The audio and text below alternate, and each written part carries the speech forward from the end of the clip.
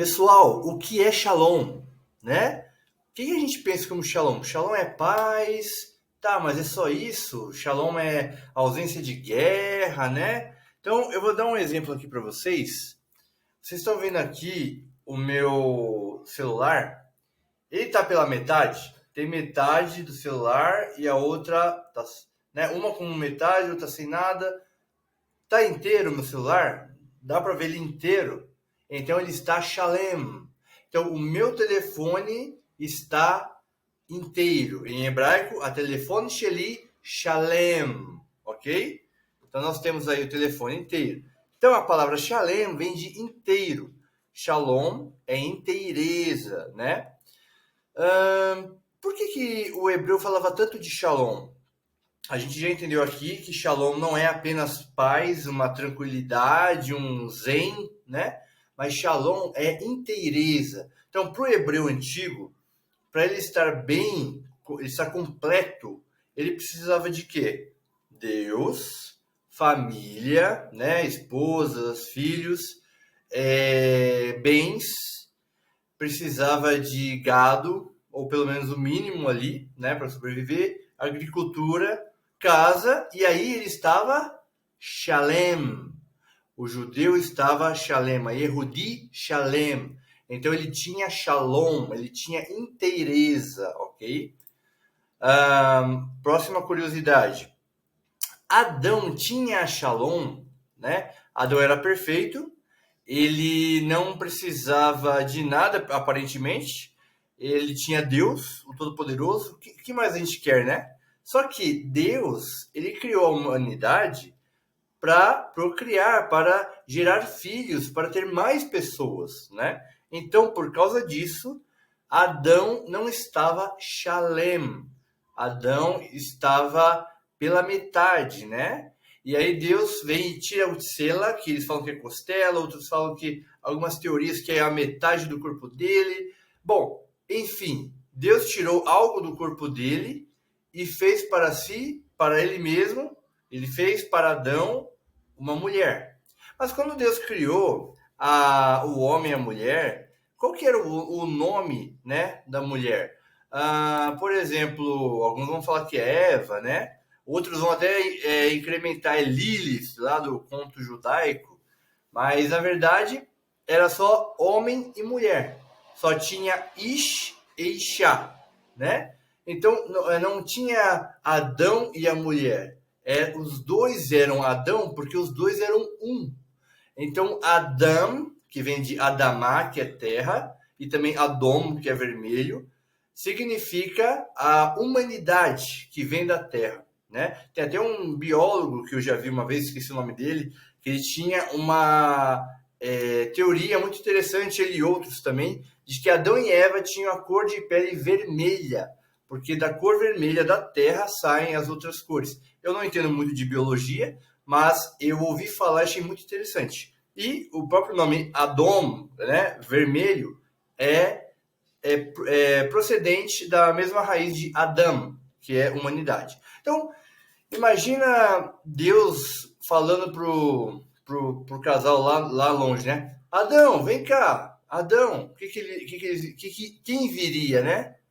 O homem e a mulher. Então, o homem e a mulher, porque Deus estava falando assim, humanidade, vem cá, né? Então, não era apenas homem, era humanidade, porque homem é Ish e mulher é Isha, ok? Vamos lá. Vamos ler aqui Gênesis 2:18. Então o Senhor Deus declarou: não é bom que o homem esteja só, farei para ele alguém que o auxilie e lhe corresponda. Tem até uma versão que fala e o deixe completo, né? Em hebraico, do original, Vayomer Adonai Elohim, lo tov heyot adam levado, e selo ezer kenegdo. Okay? Então, aqui nós temos o homem e a mulher, Ish ve Isha, e a mulher se chamava Adão também, tá? Homem e mulher tinham só um nome, porque eles eram uma essência. A gente vai chegar ainda nesse caso. Deixa eu tomar um cafezinho. Bo nishte et café. Ok, vamos prosseguir.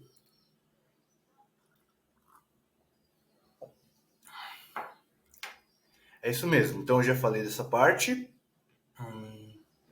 Então, por que vem o nome Eva, né? Adão deu o nome de sua esposa Havá, a mãe dos seres viventes, que vem de Haim, que é vida, né? Então, Havá, por causa do individualismo. O que o pecado ele causa? Individualidade. E homem soberbo, homem longe de Deus. Então, o homem se apartou de Deus e houve o individualismo. Por isso que tem a religião religare, né, do latim, rejuntar, juntar. Então, daí a gente sabe o porquê, né, que o pecado é tão individualista. Vamos falar sobre hebraico. Qual que é a origem de hebraico, né? Ele fala hebraico. O Saulo fala hebraico. Não, se Deus quiser, eu chego lá. Mas falar hebraico, esse som hebraico, né? Da onde que ele vem? Ele vem de Éber, que é um tataravô de Abraão. Abraão é a 6ª geração depois de Éber. Vamos ver aqui. Quem foi Éber, né? A gente sabe que Ibri ou Ivri em hebraico é hebreu, ou seja, aquele que passa, porque Ever vem do verbo lavor, que é passar, ok? E é aquele que passa do Eufrates para Canaã, porque Abraão veio de Ur dos Caldeus. Vamos ler Gênesis 11, 14 e 17. Eu vou ler em português e em seguida eu leio em hebraico. E viveu Selá 30 anos e gerou a Eber. Veshela Chai Shloshim Shana Vayoled et Ever. E viveu Selá depois que gerou a Eber 403 anos e gerou filhos e filhas. Vayri Shela Chachari Holido et Ever Shalosh Shanim Vierba Meot Shana Vayoled Banim Uvanot. Ok? E viveu Eber 34 anos e gerou a Peleg. Vayri Ever Arba Ushloshim Shana Vayoledet Paleg. E viveu Eber depois que gerou a Peleg 430 anos e gerou filhos e filhas. Vayri Ever Acharei Holido et Peleg Shloshim Shana Ve'arba Meot Shana Vayoled Banim Uvanot. Agora o versículo 26. E viveu Terá 70 anos e gerou a Abrão, a Naor e a Haram. Vayri Terach Shivim Shana Vayoled et Avram et Nahor Vetaran. Esse foi Gênesis 11, 14 a 26. Aqui é o que a gente vê, a linhagem de Éber até Abraão, né? Por isso que a gente fala hebraico, porque é o idioma que vem de Éber, ou seja, vem de Abraão, ok? Se eu falar assim, o hebraico ele pode ser tirado da Tanakh, da Bíblia, e aqui está a Bíblia e aqui está o hebraico. Ou melhor, o TDAH já bateu. Você tira a cultura e você tira o hebraico da cultura, ok? Então aqui está a língua hebraica e aqui está a cultura. Tá certo isso? Impossível. Não tem como separar a língua da cultura. O hebraico ele anda intrínseco com a Bíblia, em um só, tá? Uma essência.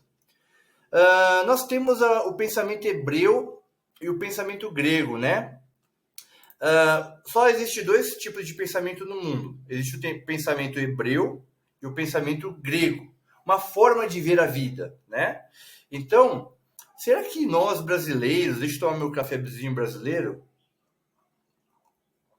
Será que nós brasileiros temos o modo de pensar dos hebreus ou dos gregos? O que será? Vou deixar você chutar então. E eu vou te falar uma coisa. Vou explicar como que é a diferença do pensamento hebreu e do pensamento grego. Vamos partir do hebreu, né? Hebreu vem de... Hoje está um calor, gente, eu não estou aguentando mais. Vamos lá. O pensamento hebreu vem daquilo que é concreto, né? O hebreu pensava de uma maneira que era concreta. O que é isso? Os 5 sentidos. Opa, 10 não. Os 5 sentidos, né? Então, os 5 sentidos são visão, audição, olfato, paladar e tato, né? você, por exemplo, vê o seu pastor pregando lá, né? Ou vê o professor, o Morré Saulo, explicando o hebraico aqui. Você está me vendo, certo? Eu estou no seu campo visual. Então, eu sou concreto, tá? Eu entro nos 5 sentidos. Audição, estão ouvindo a minha voz? Né? Vocês estão ouvindo a voz do pastor de vocês? Vocês escutam os pássaros? Então, esse som, o som que vocês ouvem, é concreto, entra nos 5 sentidos. Olfato, né? Vocês sentem o cheiro perfumado da sua namorada, da sua esposa, ou você sente o cheiro de uma sobremesa maravilhosa? Eu que sou gordinho, não posso reclamar. Então, a gente sente o cheiro, por exemplo, de um bolo de chocolate. Então, esse cheiro é concreto, tá? Não é abstrato. Paladar, você sente o sabor do bolo de chocolate. Sentiu o sabor? É concreto. Você na igreja, você toca na mão do seu irmão e fala paz do Senhor. Ao tocar, você sente a mão do seu irmão ali? Então, o seu irmão é concreto. Ok? Deu para entender o que é concreto e o que é abstrato? E o que seria abstrato, né? Abstrato é justamente o contrário. É aquilo que não entra nos 5 sentidos. Você não consegue imaginar aquela palavra. Você não consegue imaginar as palavras que eu vou falar para você agora, mas eu consigo imaginar um cafezinho maravilhoso. Então, justiça. Dá para imaginar justiça, gente? Imagina. Você vai imaginar um tribunal e vai imaginar um juiz. Então, eu consegui imaginar justiça. Não conseguiu. Você imaginou um lugar, né? Um tribunal, e imaginou um juiz, uma pessoa. Mas o juiz, mesmo sendo justo, ele não é a justiça. Ele pode errar. Então, a justiça você não consegue imaginar no pensamento que eu vou falar em seguida. Agora, em hebraico, a gente consegue imaginar, né? Que mais? Coragem, consegue imaginar coragem? Esperança, dá para imaginar esperança? A gente entende o que é, até, a gente linka com outras coisas, mas a gente não consegue imaginar o que é esperança. Então, em hebraico agora, o que é justiça, né?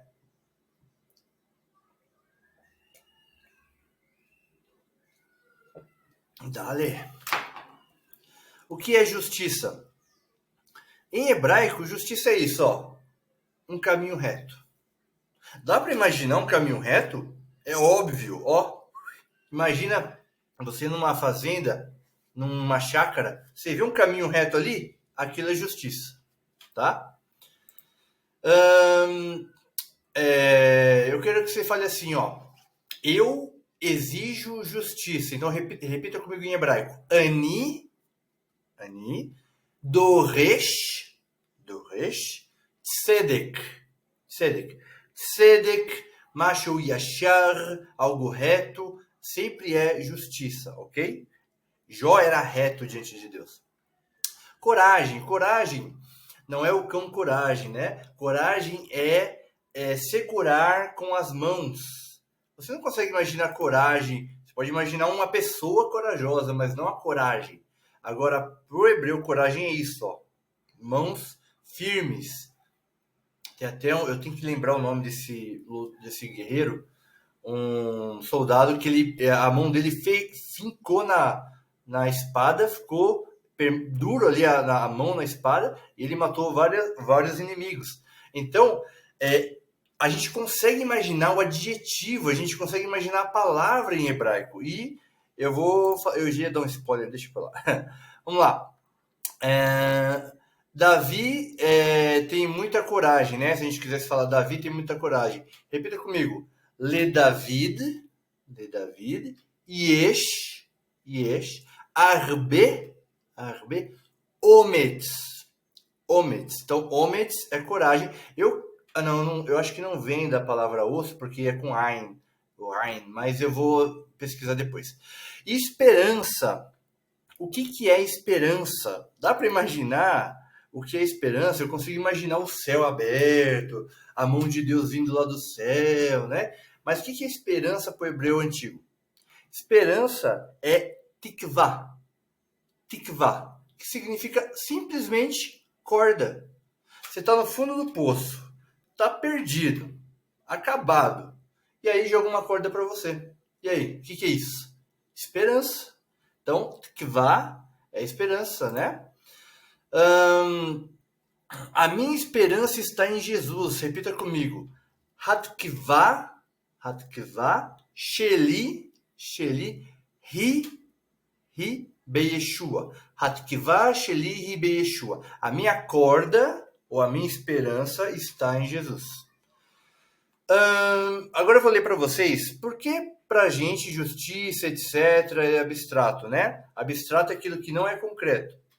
São abstratas porque o mundo ganhou para si o pensamento grego, porque Alexandre o Grande helenizou o mundo, conquistou impérios, espalhou a cultura grega, fundou cidades e impôs língua, costumes e pensamento helênico. O que é helênico? Helênico e grego, em grego, helenica é a própria palavra grego, né? Então, helênico, um pensamento grego, ok? Um pensamento abstrato. Assim, a nossa pergunta é: nós brasileiros pensamos de modo hebreu ou modo grego, né? E aí, se eu apresentar para vocês, eu vou fazer um teste aqui com vocês, ó.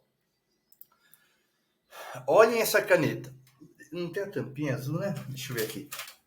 O professor é todo desajeitado. Vou pegar essa. Mas aqui. Eita, Lele. Aqui, ó. Ótimo. A caneta vermelha. Descreva aí para mim, aí de casa, de onde você estiver, descreva essa caneta. Se você descrever de um jeito que eu estou pensando, você tem um pensamento hebreu ou grego, tá? Então pensa aí. Vou contar até 5 segundos.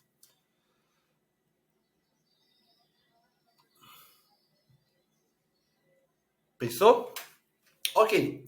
Vamos supor que eu vou lá para Platão ou Sócrates e eu vou ensinar para eles o que é uma caneta de 2025. Né? Eu falo para eles assim, ó, é isso, isso, isso. Agora descreva para mim essa caneta. Sócrates vai falar, ela tem uma ponta vermelho, como que é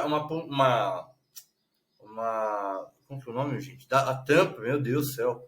A tampa vermelha também. Tantos centímetros, 14 centímetros, 15 centímetros. A tinta é vermelha, é cilíndrico, né, etc. Ok. O grego acabou de descrever com o seu pensamento grego. Agora, eu chego para o profeta Isaías e falo assim, profeta, isso aqui é uma caneta de 2025, isso e aquilo. Agora, descreva para mim, profeta, essa caneta. Descreva, só descreva. Sabe o que ele vai chegar? Ele vai chegar para mim e falar, é para escrever.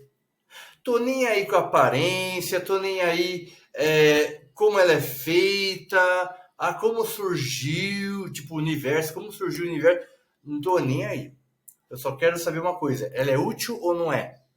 Então, pro hebreu antigo, eles só queriam saber a utilidade das coisas e não a aparência, né? É incrível, cara. Eu sou apaixonado por hebraico. Voltar. A palavra paz. Ok. Agora vocês entenderam que pro hebreu tudo é útil e concreto. Pro grego tudo é aparente e abstrato, ok? Orem pela paz de Jerusalém. Salmo 122, 6. Shalu Shalom Yerushalayim. Por que Shalu? Shalu, na verdade, não é orem, é peçam, tá? Peçam a paz de Jerusalém. A gente já entendeu que Shalom não é apenas ausência de guerra, Shalom é inteireza, né? Então, Shalom não é ausência de guerra, inimigos nas fronteiras. Pode ser isso também, tá? A tranquilidade está também em Shalom, mas não é só a tranquilidade, ok? E por que peçam Peçam a paz de Jerusalém? Quantas vezes Jerusalém não teve templo? Quantas vezes Jerusalém não teve sacerdotes, levitas, um rei justo, pelo menos? Até o povo de Deus ali estava escasso, tinha pagãos ali, né? Quantas vezes? Então, peçam a paz de Jerusalém, é tudo isso, né? Que seja completo, o povo de Deus, as 12 tribos, os levitas, os sacerdotes, o templo, e o que mais? O que mais faltou? Jesus, o Messias. Então, peçam a paz de Jerusalém para o Messias completar tudo, ok? Então, essa é a sacada que a gente tem que ter com o hebraico bíblico. Uma outra coisa, Jerusalém. Jerusalém, o que significa? Aí vamos pegar a palavra morrer, professor. Não é que eu estou morrendo, tá? Professor, morrer. Morrer, literalmente, é a palavra arqueiro, ok? E quando o arqueiro lança uma flecha, o que acontece? As pessoas vão olhar a flecha indo até o alvo. Então, o arqueiro, ele aponta o caminho. E é isso que o professor faz. Ou eu tento fazer. Eu aponto o caminho para onde se deve ir naquilo que eu sei. Ok? Então, quando eu falo assim, ani yore, eu aponto, ou eu atiro, né? Atiro a flecha, ou eu aponto. Então, yehu é no plural do imperativo, né? Então, yehu significa apontem.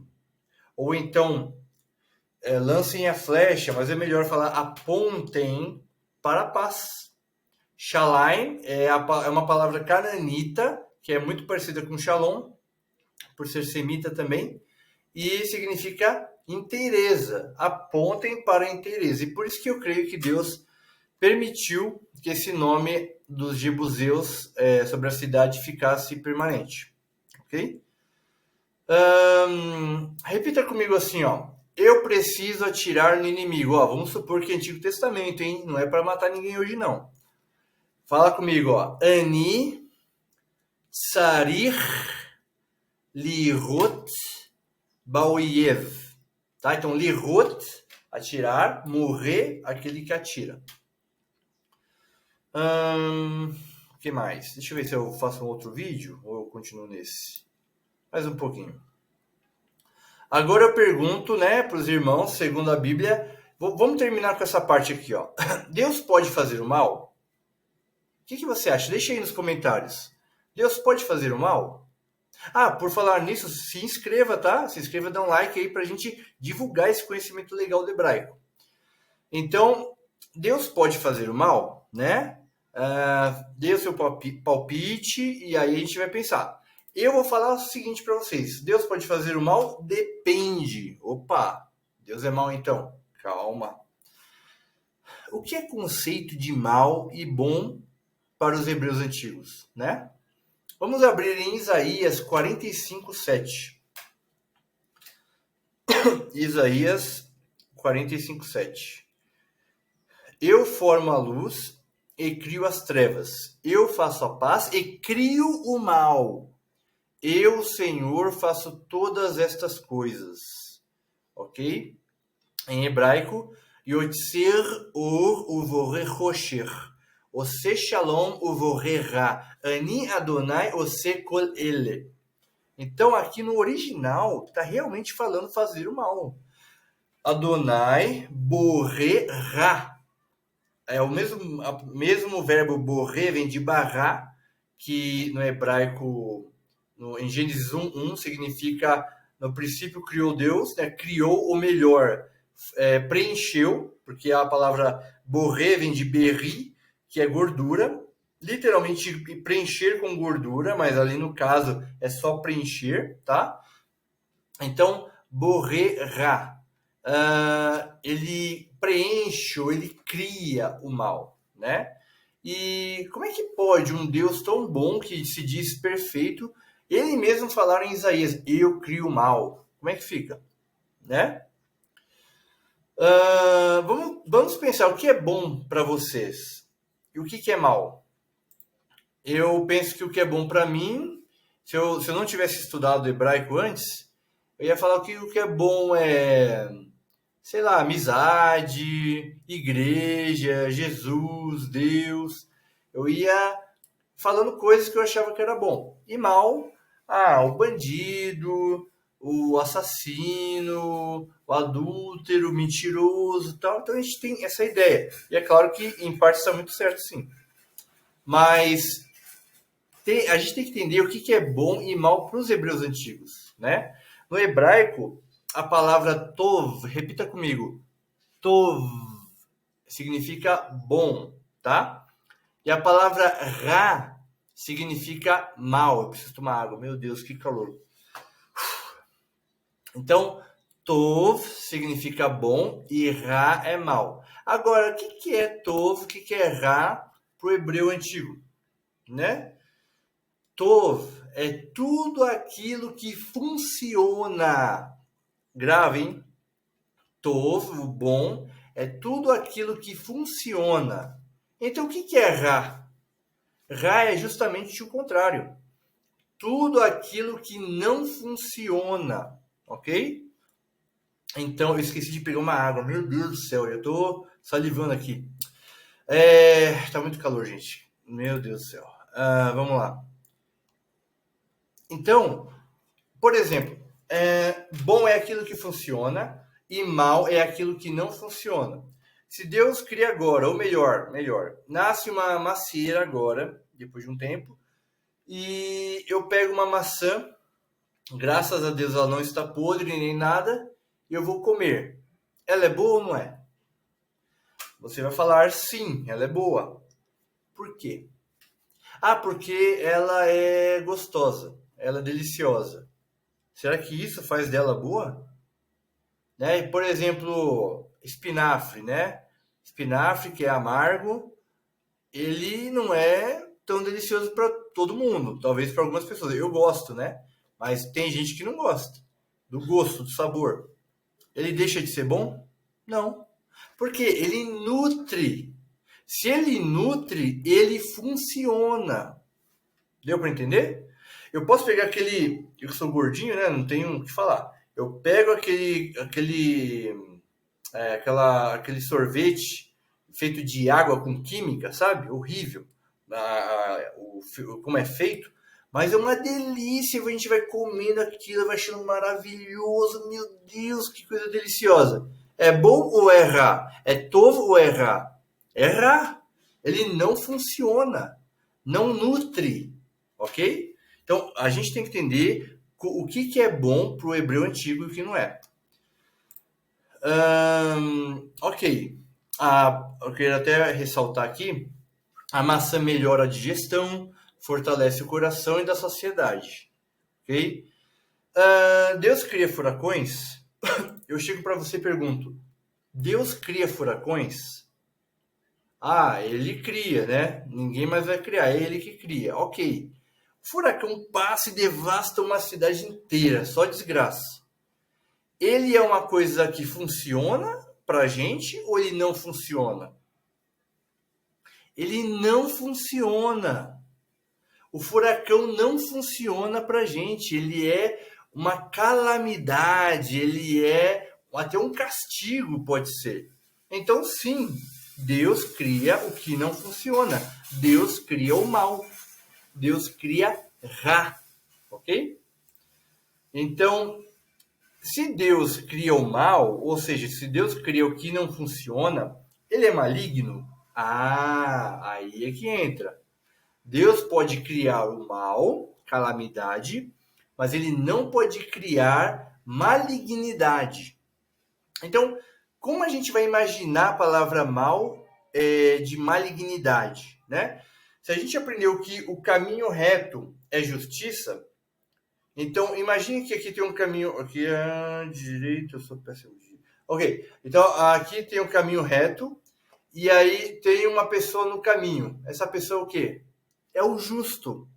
O justo significa literalmente yashar ou tzadik, aquele que está no caminho reto.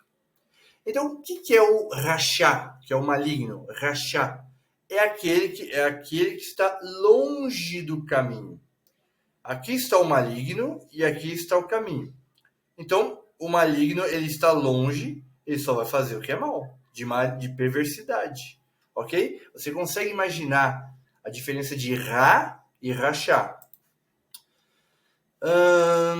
Que mais? E por que Deus não pode fazer malignidade segundo o hebraico? Vamos pensar mais no fator hebraico, né? Porque se o caminho justo o caminho reto é o caminho é a justiça, então se longe do caminho é a malignidade. Jesus falou o quê? Eu sou o caminho, a verdade e a vida. Se Jesus é o caminho, como ele vai ficar longe de si mesmo? Como que ele vai ficar longe da sua essência? Entendeu? É impossível, segundo o hebraico, Jesus, o Deus Todo-Poderoso, ficar longe do caminho. Dá para entender? Que mais? Jesus é santo, santo, santo. Eu acho que eu vou aproveitar mais um aqui. Apesar que eu devia ter trazido água. Ó. Cultura mais contexto, né? Tendas de Isaías. Esse é muito bonito. Abra em Isaías 40, 22.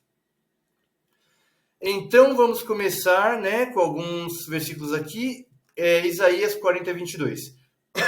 Ele, que é Deus, é o que está sentado sobre o círculo da terra. Tchau, terraplanistas, né?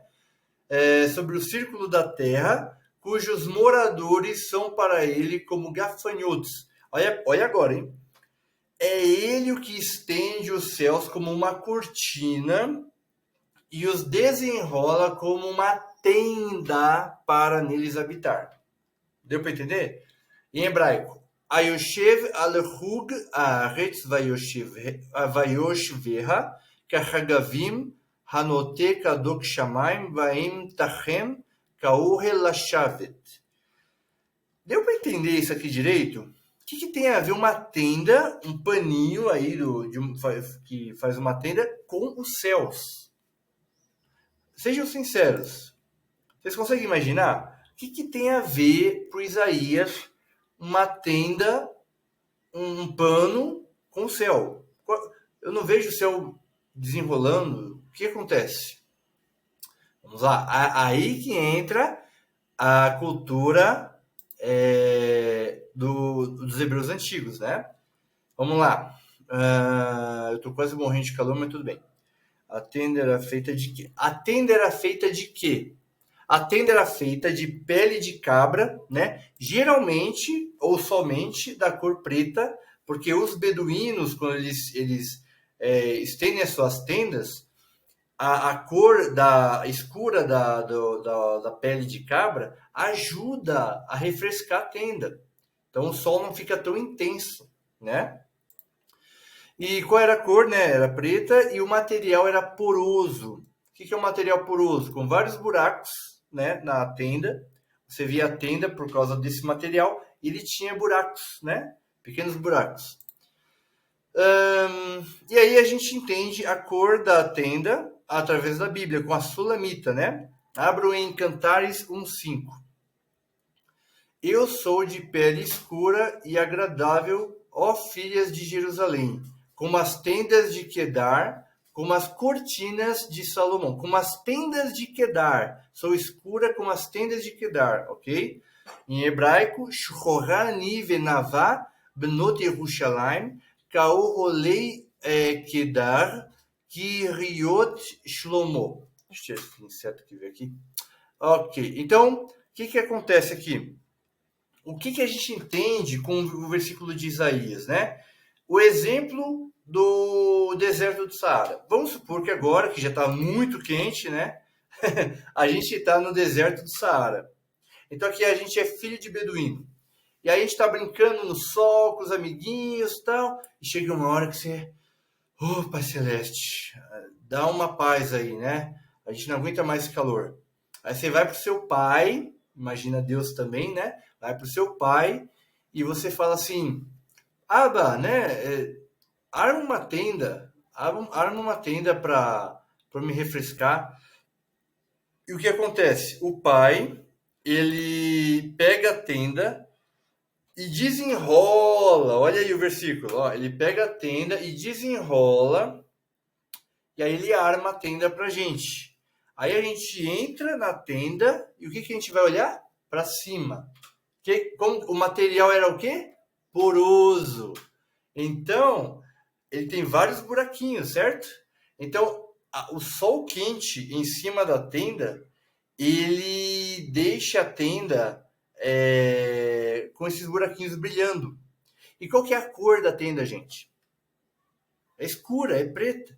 Então, se você olha para cima e tá tudo escuro, com pequenos buraquinhos brilhantes do sol, né, lá de cima, o que a gente vai imaginar? Entendeu? A noite estrelada. É por isso que Isaías falou de desenrolar como uma tenda. Tudo encaixa quando você aprende a